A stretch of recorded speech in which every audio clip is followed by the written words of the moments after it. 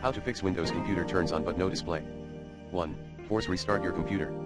2. Check if your monitor is working, connect the affected display onto a different PC, correctly. 3. Reconnect your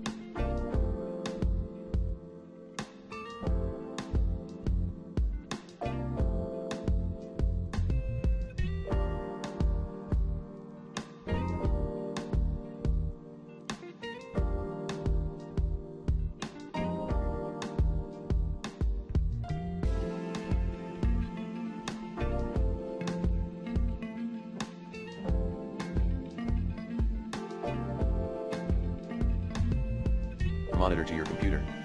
4. Disconnect your unused peripherals. 5. Power off your PC.